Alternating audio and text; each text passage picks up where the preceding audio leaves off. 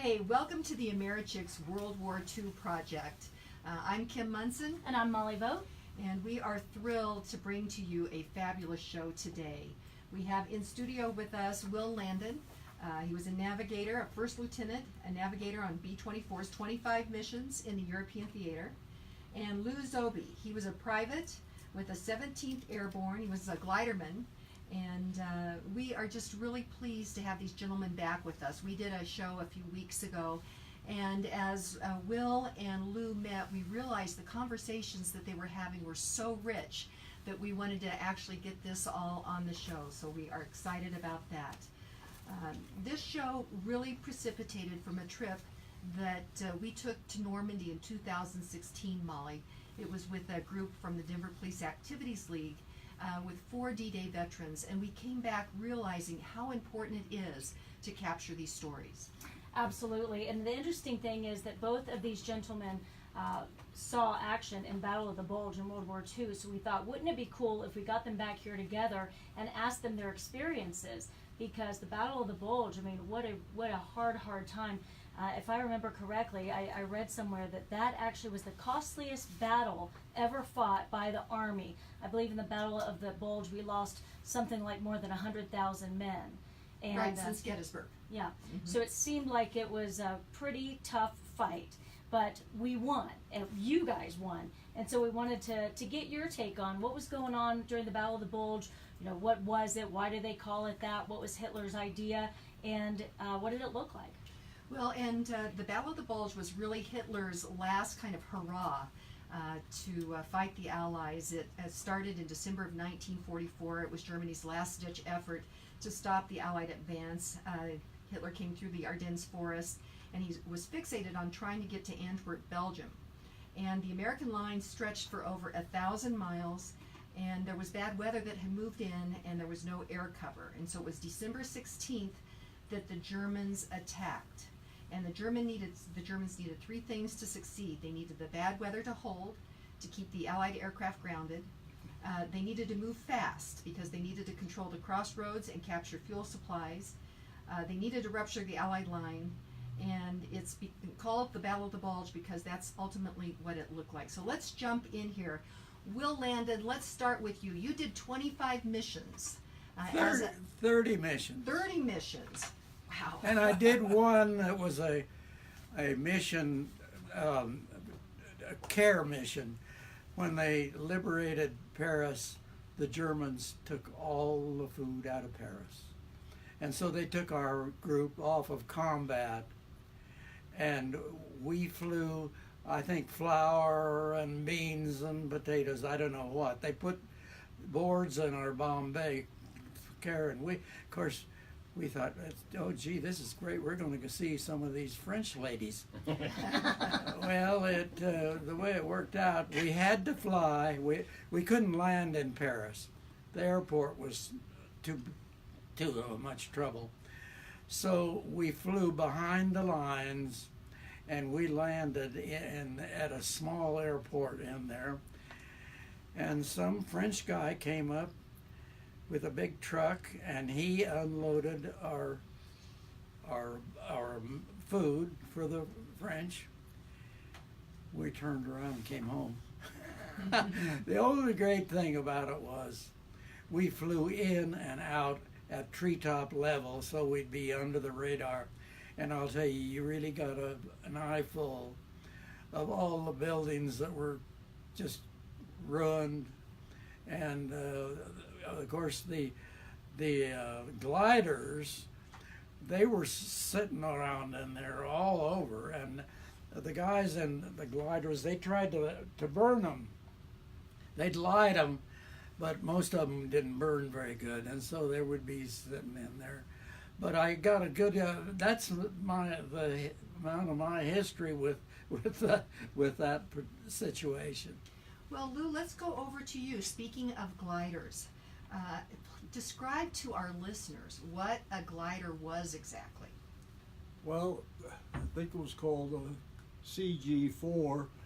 It was like an aluminum frame covered with canvas with a nose that had a plexiglass nose on it, the front end opened up where you could put a Jeep and 4 men, or the glider would carry 15 men, 8 on one side, 7 on the other side, on little plywood benches. They had little 10-inch diameter plexiglass windows, and it was like riding inside of a drum. It just had a hum. Boo. So, And they pull these behind airplanes. well, it was towed by a C-47 until they went into, I'll talk about it later, but Operation Varsity was another kind of experience with gliders. How many different glider missions did you do? Only one, and that was the last one, called Operation Varsity. And Because I didn't go into D-Day. D-Day had gliders and paratroopers, and some of the other drops before I was involved. Turns out my division, the 17th Airborne, was brand new, and we were called like a green division. We had no combat experience compared to the 82nd and 101st. So we were held in reserve, so we didn't have to go in on Normandy on D-Day. Lou, explain what Operation Varsity was. Well, Operation Varsity was the last airborne drop into Germany on March 24th. It was actually, and this is little known fact, because Operation Varsity did not make any history because certain bureaucrats thought it was an unnecessary mission. However, at the time, Eisenhower and others thought, let's get this war over by dropping airborne behind the Germans when Patton was crossing the Rhine. So we had, in cooperation with the 6th Airborne, British Airborne, there were 19,000 airborne, meaning glidermen and paratroopers. That was the biggest drop in World War II with airborne. And it was March 24th, and the war ended on May 8th. So they did get it over with somewhat quickly after Well, that. we got it over with, but it didn't get much recognition. Right. You can see it on YouTube. You can see the actual drop. Oh, I recommend that. Yeah, Lou, I was just at the World War II Museum in New Orleans last weekend, and so I actually got to see a glider for the first time up close and personal, and with the Jeep inside of it. Yeah. And man, I mean, I can imagine it would be pretty frightening inside one of those things. Well, this is the part I didn't mention. Also, with that operation, someone decided, instead of pulling one glider by a C-47, why not pull 2? And that would bring twice as many soldiers in. However, it was a catastrophe. Why? Because just think of flying 2 kites. The wingtips were clipping on each other, and they underestimated the size of the dropping of the fields where they were going to land. So all these gliders were coming in and crashing into each other. I was fortunate, and the one that I was in was going to crash, and they had a safety feature. The glider pilot, if he was going to crash, he'd be probably 20 feet off the ground.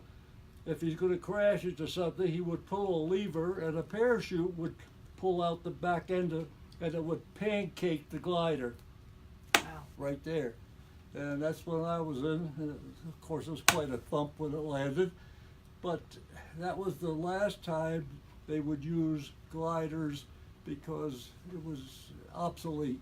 Gliders were really, or I read someplace that gliders were the precursor to the helicopter, or it kind of did some of the same job.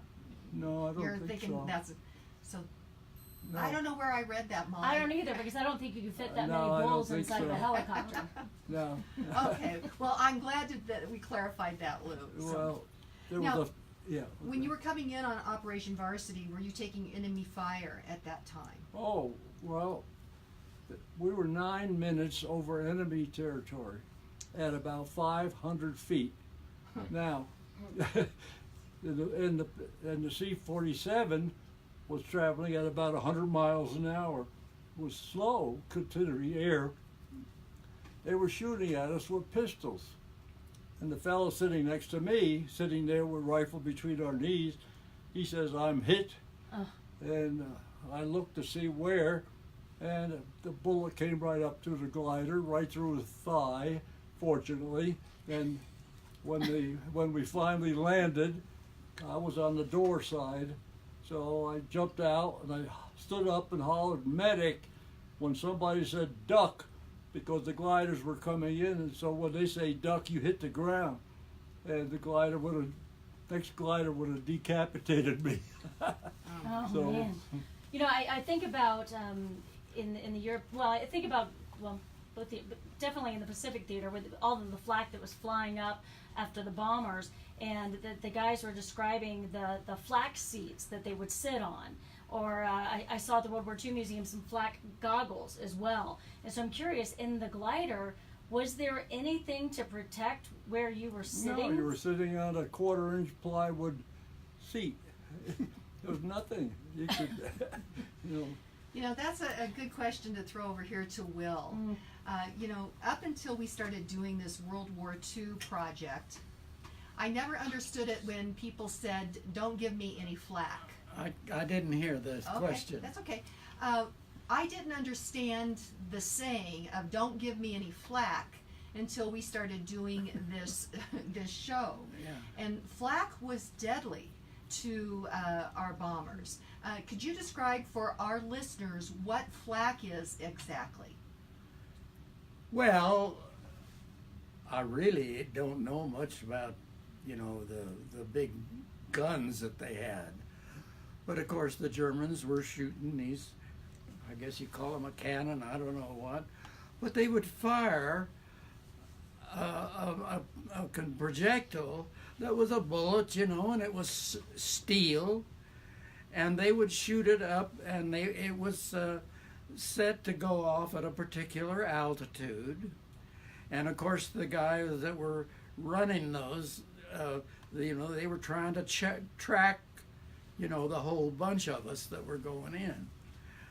And so there would be, it could be any, well, like for instance, every time you cross the Rhine, you'd get about 4 shots at you as if you were a single plane. But of course, when you were coming in over a city that you're going to, like if we were going to bomb a town, we would not fly straight into that town. We would act like we were going to go on by. That really fooled the Germans. Right. Now, but what we would do is when we get even with it, we'd make the turn and we would head in for the target. And usually it was the rail yards or along the Rhine. It was a lot of factories and that sort of thing, all kinds of targets. But what we would do, we would have a pattern. We would be in position like this, 3, 3, 3, 3, 3, back, until there were 24 of us. And the thing was, when you were on the bomb run, they flew straight and level. In fact, the bombardier was in charge of the plane, and he could go a little slower, he could go faster, he could go up a little. He was in charge of it. But anyway, when you're flying in there, we didn't have anything to do. Because believe me, when you were coming in there and you knew that your target, you could look over there and you knew darn well that's where you're going, because that's where all the flak is. I mean, it was just thousands of, well, it's shrapnel, you know, Right. steel flying around up there. And it really tore the planes up significantly. I mean, it was very dangerous. Very, very dangerous. Oh yeah, it was. But you know, sometimes, like we'd say, well, Hansel's is firing today, and then they'd miss, or Gretel, I mean. But Hansel would be on, and sometimes he would do pretty good. In fact, I think on my third mission, out of our 12 ships, we lost 3. Wow. Now that was kind of early on. I didn't think much of that. Yeah. But anyway, when you see that target up there, and you know you're going to go through it because there's nothing else you can do, and as you don't have to do anything because you're there, you certainly can't. I don't have to do any navigation because you know where you're going, and the pilots, they're letting the bombardier run it, and you make the bomb run, which is straight and level, and you go right on through it. Wow, I can't imagine seeing that up in front, and I know you guys just went through it. So this is the Americhicks, Molly Vogt and Kim Munson. This is our World War II project. We are having a fascinating conversation with Will Landon, first lieutenant and navigator on a B-24, World War II, 30 missions, and Lou Zoghby, a private 17th Airborne, a gliderman. We're going to go to break. When we come back, let's talk about Battle of the Bulge. We'll be right back.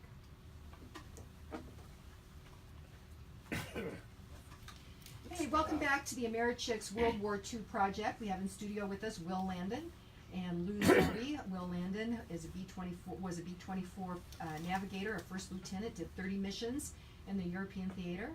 And Lou Zoghby was a private in the 17th Airborne, a gliderman. Let's talk a little bit about the Battle of the Bulge. In fact, there is a reunion, or there's just been a reunion, right, Lou, of the Battle of the Bulge?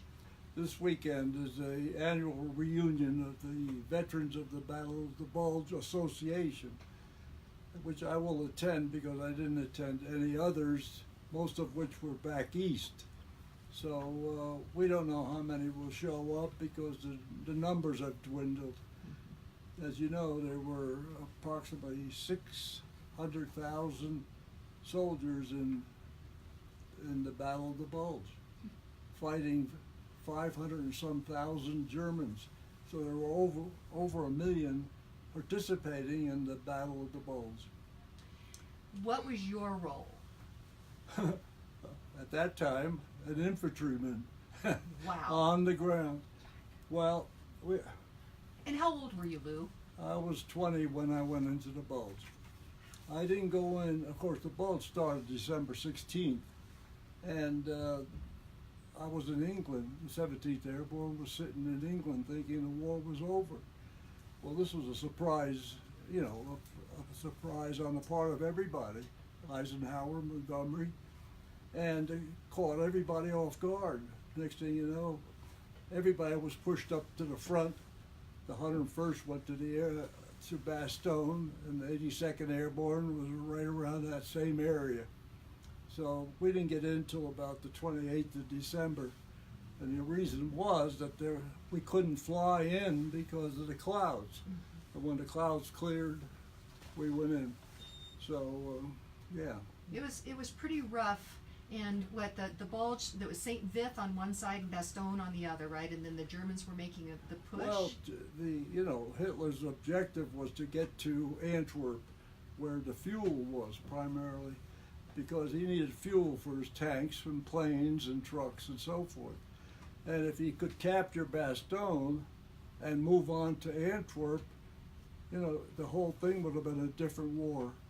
However, we threw everything in, everything we had, and we outnumbered them in men and equipment.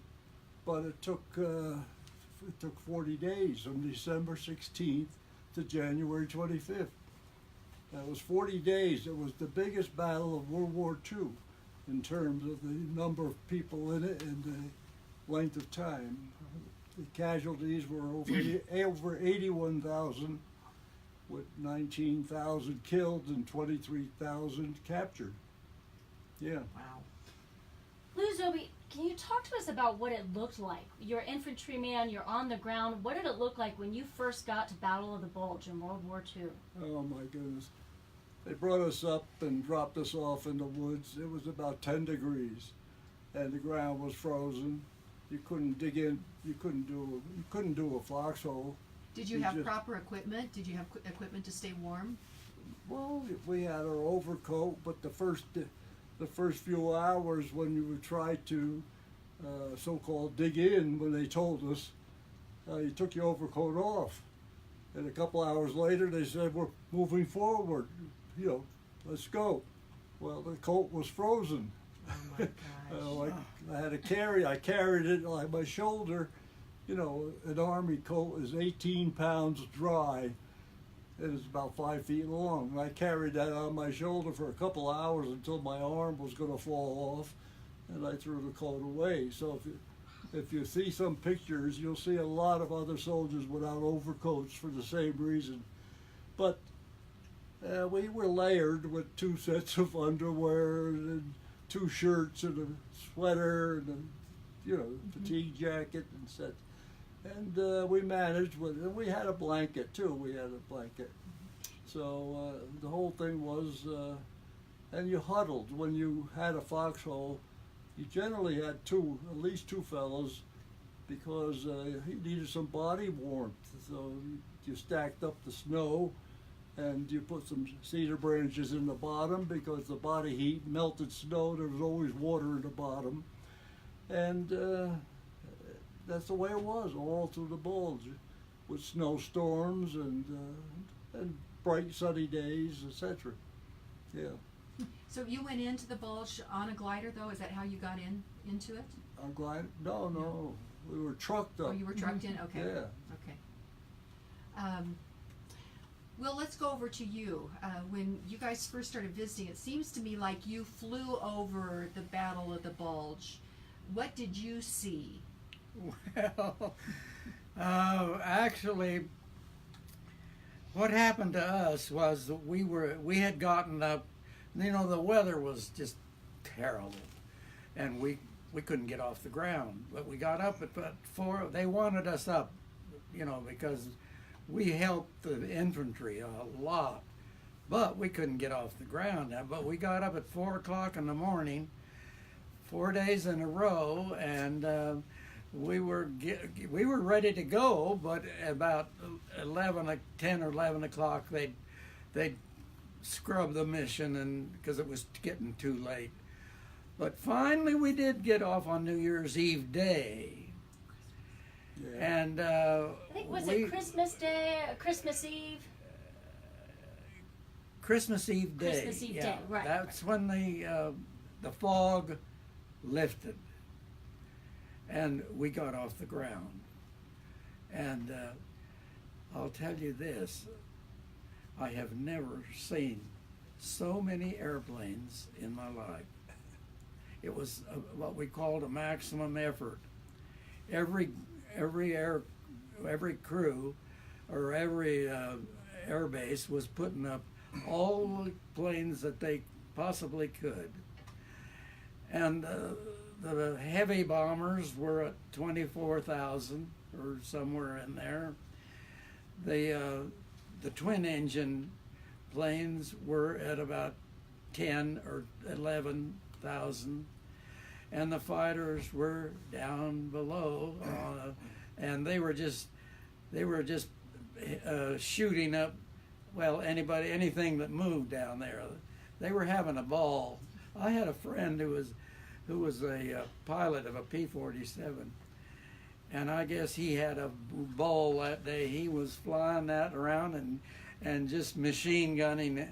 They like to hit a train, because when they hit a train, a lot of smoke came out of the hole. But anyway, it was an okay mission, but I've never seen anything like it. But I think the weather was what really caused the problem for us. But finally, we cleared away, and we did what we could. We dropped anti-personnel bombs. They tie, maybe 5 bombs in a bundle, and then we'd drop a bunch of those, and the sky would just be full of those. And the Germans, well, they didn't like that, I guess. Probably not. And we'll land it, you know, we're talking about the Battle of the Bulge, and they said, I mean, that year was the coldest they'd had in Long time. years and years and years. But what was the weather like up in the B-24? Because I think you said you were up about 20,000 feet when you're flying on Christmas Eve day over to the Battle of the Bulge. How cold were you inside the plane? Were you warm because you had all this stuff on, or were you pretty cold up there? Oh, well, compared to altitude, flying at, 500 feet is a lot warmer. You see, when you fly an airplane, you lose 3 degrees per 1,000 feet when you go up. Well, if it's in 20 degrees in London when you take off, or whatever it was, and you go up to 20,000, you've got 60 degrees there, and you're going to be warmer, colder, yeah. So that means it's 40 below. We always were at 40 below. If we got to altitude. It was, even in the summertime, it gets cold up there. 3 degrees is, it can cool off pretty quick. Yeah. Well, as a navigator on a bomber, and you're that cold and it's below zero, how are your goggles? Are you able to see out? Do you have frost coming up in your goggles? Oh, I didn't wear goggles. No. We didn't have wind blowing around in our plane. They were kind of air conditioned, but it was it wasn't that bad. And I never did.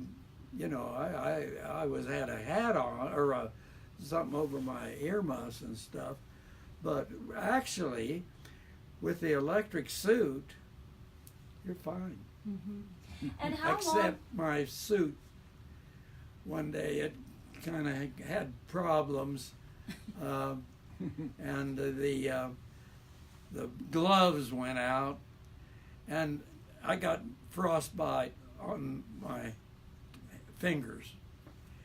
And after that, anytime it got cold, my hands would ache. But that's all that was. And for our listeners, the flyers were decked out in these electric suits that were to keep you warm at those altitudes. So they were trying to take good care of you. I missed the question. Just talking about the electric suits. So Yeah. How long of a mission was it for you, Will, on the day of the Battle of the Bulge? Oh, how on long was the Christmas Eve mission? day? Yes, sir. Oh, they they could only be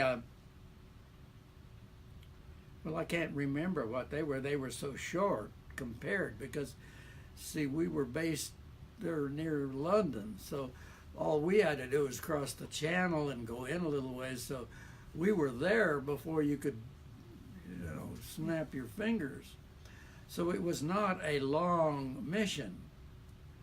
So I would guess that as we were in the air, maybe 4 hours at the most. Of course, when you're flying with a group like that, you spend a lot of time. Well, for that matter, like you got 24 planes in your squadron, and if you take off at 15 seconds intervals, it takes a while to get 20, 28, 24 planes in the air. So you waste a lot of time getting those guys, just get them up in the air, and they go up and you circle, and the other guys that are there first, they wait for you. And when they get up there, then you get in your formation, and then you head out. And so, if you was one plane, you'd be there nothing and flat, but otherwise you have to wait for everybody else, and away you go. So it's a different situation. The longest flight, combat flight that I had was 9 hours and 40 minutes. And I think we were heading over, we flew, I think we were not too far from Russia. But it was a long, long mission. But you know, it was okay. It's just that, you know, it's cold, but you're ready for it. So it just takes time.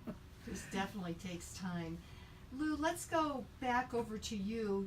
Did you see all of these planes when you were on the ground at Battle of the Bulge? Did you see all these planes? Well, yes, not for the first 3 or 4 days that I was in there. We were, you know, anxious for the skies to clear so these fellows could come and help us, because they were a major part of advancement. As they dropped the bombs on the enemy, they would retreat so we could go forward. So we were sitting tight pretty much, doing just short attacks daily until the air cleared. And boy, we kind of clapped to see that Air Force come and drop some bombs. It helped us a lot. And so, Lou, I'm trying to picture Battle of the Bulge, and we started to describe it a little bit, but then we got off on close. Tell us a little bit more about what you did see on the ground at the Battle of the Bulge. Well, first of all, a lot of snow. The snow was almost knee deep, and of course you kept advancing, and sometimes the enemy would counterattack, and you'd have to retreat, and so then the next day you would advance some more, and you'd hear the tanks. You could hear the tanks. The enemy was only about 1,500 feet ahead of you at all times, because as you moved forward, they were right there, you know. In fact, on a quiet, sunny day, my platoon leader says to me, "We've lost contact with division." Now, in those days, the radio was hardwired. So we didn't have the walkie-talkies. So I had to go trace the wire out to the middle of it, and sure enough, I found both pieces, which had been broken by a mortar shell. And I got both pieces, and I'm trying to splice them with my gloves between my knees, using my trench knife, when here comes a mortar shell, which is very distinctive with a whistle, and it exploded behind me, which again, it's like harassment. I didn't pay much attention. Then the next one was on my right side, and again, I got the first wire spliced. Then the third one on the left side, and it dawned on me they were having some fun calibrating their mortar using me. They were trying. I was a black spot on the snow. Oh, So I dove into the nearest foxhole. Two guys were eating K rations, and they said, "What's all the noise?" And I said, "The Germans are zeroing in on me." "Well, get the heck out of here." So that's a little humor in you know. And so it was. You could hear mess kits on the other, because the ground, of course, rolls, and there was a little creek about halfway to the Germans, and on the other side they were. So when they were doing their mess kits, having their meals, you could hear mess kits clicking. And when it came to meals, we didn't have a hot meal for almost 3 weeks. And again, they got a little quiet. Because the Germans were retreating at that point. And so we were told the cooks are going to come up and give us a hot meal. So, of course, you had to wait till dusk and use half of your mess kits in order not to make any noise. And there they were, shadowy figures in line, and as you walked through, you hear plump, splat, squish, you know. Then you went over and sat down and tried to eat from the top down, which in those days was a half a peach down to watery green beans down to mashed potatoes, and on the bottom was a piece of meat. So, but it was good, you know. It was warm and it was good. wow. Yeah. Boy, you guys were just kids. You were 20 years old, and Will, you were probably 21. during this time, 21, 22? No, No? I was just to turn 20 when I went in. You just turned 20, okay. And yeah, so I was 20 all during the Battle of the Bulge. Wow. Yeah. Our mission, incidentally, was our mission, meaning the 17th Airborne, was to take a certain section. And so it took 3 days to recapture this town. The town was called Flamieres, small crossroad town, but they were entrenched, and we were totally exposed trying to get into that town. So for 3 days, we lost, we had 1,000 casualties a day Wow. for 3 days. Oh. So we finally captured it, and we all received the Bronze Star for that. Oh, wow. Okay, wow. Bronze Star. Let's go to break. This is the Americhicks, Molly Vogt and Kim Munson. We are talking with World War II veterans Lou Zoghby and Will Landon. We'll go to break and we'll be right back. You guys had a tough time. Gee. Hey, Okay, let's. you were 15, targets up there. 15. I thought we Yeah. were 18, 17, 18. Yeah. Well, Did we go over a little bit? The first you know, one was we short, had like 2 minutes. we had so high you guys casualties. go a little longer on this one if you So want. 18, you think? We had high casualties. No question. Of course you did. Okay. Yeah. Yeah, let's go ahead and, this is the Americhicks, Molly Vogt and Kim Munson. This is our World War II project. We have in studio with us Lou Zoghby. He was a private with the 17th Airborne, a gliderman in World War II. And Will Landon, a first lieutenant navigator on B-24s, did 30 missions. Gentlemen, we want to capture just what just happened here during break. Will, where you looked over at Lou and said you guys had a tough time of it. Let's have a little conversation between the two of you.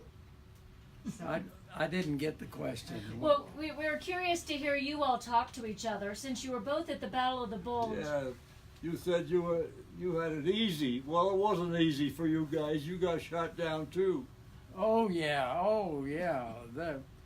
Well, you know, it's just, I don't know what it is, but it's just luck. Either you make it or you don't, and I don't know. And like I say, when we lost 3 planes out of that 24, you know, I thought, well, my Lord, if we do that every day, you know, you lose 3 out of 8, and but anyway, or 3 out of 24. That's not quite that bad, but anyway, it was well, it was tough duty. I mean, you'd see some of your buddies, you know, you'd see you. I've watched many a guy in my squadron. We'd be flying along in formation, and there he would be flying along, and of course they're on fire, and they have 2 engines, you know, out and stuff, and I can sit there and I look at them. It seems like they're almost as close as some of the people in here, but they're not. They're a little further away than that. But that's not a very nice thing to do, to have to watch them. But you get to watch those guys jump out, and you count the number of parachutes and so forth, and you just keep going through. You just sometimes you look up ahead. I remember the first mission. I'll never forget that first mission that I flew, and we saw this town up there, and I said, "Oh hell, that's where we're going." Well, so we just went up there and flew through it. That's what you do, and there's no other way to do it. now, Will, what do you have to say to Lou? You knew he was on the ground at Battle of the Bulge. What would you say to Lou about he was on the ground at Battle of the Bulge? Well, I couldn't help him very much. You know that. Well, you helped a lot because we. Well, I'm sure that the fact that we were there made a big difference, but you know, as far as there's no individual contact. I mean, you're away. But you know, you were called the glamour boys, you know, with your nice hats and all. In fact, I almost was in the Air Force. I had volunteered for the Air Force in January of 44. And however, and I and a few others were approved. However, we were told after we were approved that we couldn't go because we wanted to be glamour boys. And because I was approved for the Air Force, that's how I got into gliders. I didn't choose gliders. Oh my God. You don't choose your. Oh, that's terrible choice. I know. Yeah. Tell me. Well, I do have to admit that being in the Air Corps had a lot of advantages. Like I say, I never spent a night out without cover over me. Now we didn't have heat, and there was no picnic. Now don't get me wrong about that, but it was sure a lot better than being out there in that foxhole. Well, compare that to having one extra pair of socks, which you kept inside your shirt against your body, because within every other day you had to change your socks. Your feet got wet, always got wet. And so you took the wet ones and hoped that it would dry during the day and push it in. In fact, Bill Malden was a cartoonist, for the Stars and Stripes, and he had his favorite Willie and Joe. And Willie and Joe in the Battle of the Bulge, Willie says to Joe, and they're in the foxhole, he says, Joe, you saved my life yesterday, and I'm going to give you my prized possession, my extra pair of socks. That's That's a big deal. That's a very That was a big big deal. deal. Yeah. Big, absolutely. But that was you had to use that kind of humor. Yeah. To get, it was grim, but it was humorous. Yeah. Now, Lou. Well, I do have to admit that the Air Corps had the advantage. Now, see, over in near London, where our air base was, we had Quonset huts, and we had the officers. There were 4 officers each, and there would be about 8 or 12 or 14 of us in one of those. Well, I had a little corner, and I had a cot. I built a closet out of a bomb box where they shipped the 600-pound bombs, and it was just great it was about that square and about 6 feet tall. I had a closet there, and I had a little desk, and we didn't have any heat. But I'll tell you what, that's a heck of a lot better than a foxhole. Let's go over And to that was the one thing I did not want to do, was I had read a lot of books before I was entered, and I read about the Civil War, and that was trench warfare, and World War II was trench warfare, and I didn't want any part of that. And luckily, I really didn't. Well, that probably wasn't something that you really were looking forward to, was it, Lou? No, I had the option of volunteering. I was 17 when I got out of high school, and all my friends had gone already. I was the only one left in this small town. So my parents, you needed your permission of your parents. However, some fellows went ahead and lied, but I didn't. So I had to be drafted. If I had my choice, I would have volunteered for the Air Force. See, but again, it's circumstances, and that your whole life is full of circumstances. Well, we is doing this where everybody that we talk to from World War II has a different story. And so it's so curious to hear all of you, because everybody, you have your own personal one. When you came back to the United States after the war, did you talk to other guys that were in the Battle of the Bulge, and do you have any stories that they told you that were a little bit different than what you had, that you want to share with future generations? Well, when the guys came back to our little town, we didn't talk about it. Our first effort was try to get some work. It so happened that my parents had a little bar and grill, and my father died while I was overseas. I couldn't get home. When I got there, I was running the bar, and so the local guys would come in Friday night after they got their $20 dole per week. And in those days, we didn't know anything about PTSD. And so a few of the fellows, after a few months, I could tell that by the third drink, Joe was going to start swearing. The other fellow was going to start crying. And one fellow really scared the heck out of everybody. About the fifth beer, he would snap at the glass on the bar, stand there and start challenging. And I'd have to go around and say, "Hey, Roy, it's time to go home." And he'd come in the next day and say, "Did I do something bad last night?" And I said, "Yes, you scared the ass out of everybody." And he said, "I don't mean to do that."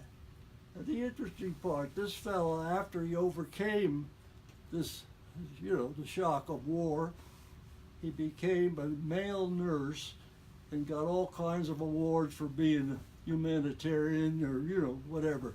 So we didn't know about that. We toughed it. So in my case, I got rid of that bar because I couldn't stand that kind of thing every weekend.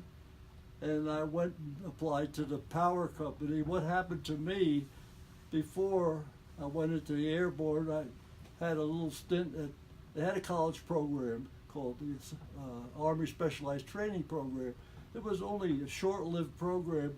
It was supposed to be for 4 years, but it only lasted 1.5 semesters. But my fortunate part is that I was sent to Harvard. So after I got rid of the bar, I went to the local power company, who turned out the manager interviewed me. He says, "I see you're a Harvard man." He says, "I'm a Tufts man myself, and there's room in this company for a Harvard man." I became a meter installer for $28 a week. So I got a job, see? That's quite a story. It is great. And Lou, I think you ended up getting 3 master's degrees. Is that right? Oh yeah, that was my midlife crisis. Yeah, well, when I was turning 50, for a lot of other reasons, I was broke. And I was sitting on my deck staring into the clouds. It was July, and my birthday's August 1st, and Pat, my wife, says, "In 2 weeks, you're going to be a half a century old. What do you want for your birthday?" And in my lap was the fall courses for get your master's. I said, "I think I'll go to college and get an MBA." And I did. Now, the fun part was I was 50 and everybody else was 21, 22. So when that ended, she says, "What are you going to do now?" I said, "This is so much fun. I'm going to continue." Back to school. Yeah, well, Tuesdays and Thursday nights, it was better than bowling. And it didn't get... Yeah, so anyway, the next one was gerontology. What's going to happen to me when I get old? And I got to tell you, everything in that textbook 30 years ago came true. And then Lou, I also read that in 2015 you received France's highest award.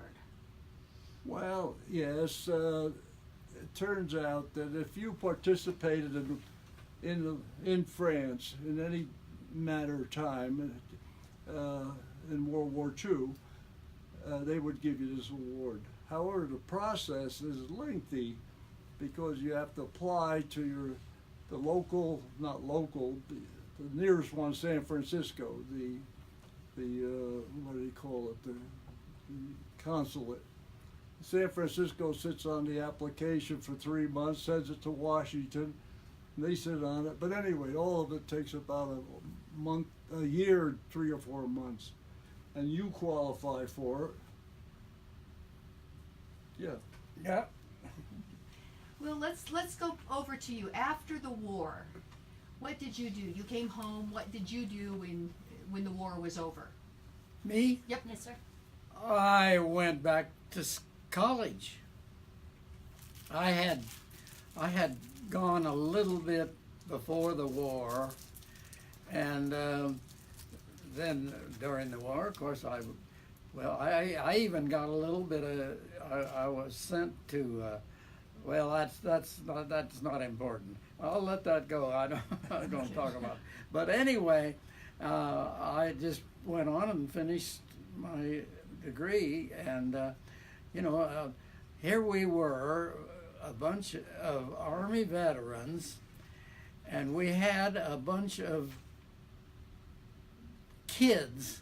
We called them Right. kids that were in they were just coming in to high school from high school in our fraternity house, and here we had all these guys that were, say, most of us say were at least 25 probably, and these guys were coming in and they're like 17, so we really felt like old men, and but anyway, we had a good time on our going to college. You know, I'm curious, when you gentlemen, when I see you in a restaurant or a coffee shop or the airport, wherever, wearing a World War II hat, I run up to you. I want to come say hello and say thank you and God bless you. Does anybody come up to you in the streets? For me, oh, absolutely. Many times. I probably average half a dozen times a week at least. Supermarkets, restaurants. I've had my lunches bought. I've had breakfast bought by sitting there anonymously. People would I go pay the check? Oh, it's paid for. Who did that? Well, the people that just left. See, you couldn't. Yeah, even- I've had the same experience. And a lot of people just, they just say thank you for your service, and what else can they do? And I appreciate that they do express that.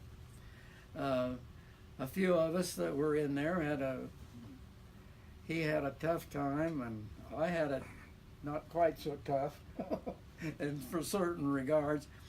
I think our casualties were pretty high. I don't have any numbers on it, but especially if I had been flying at the beginning of the war, our casualties would have been, the Air Corps casualties were much higher. But when I was flying, it was not quite as bad. But you didn't have much of a chance of getting through, because the odds were kind of against you. Well, like you say, that one time, when we had out of 24 planes and you lose 8, that kind of gets your attention. Yeah. Will Landon, our understanding is in World War II we lost 88,000 men, so the losses were significant. We are just about out of time. So Will Landon, thank you so much for this interview. We so appreciate it. Oh, most people really appreciate what we did.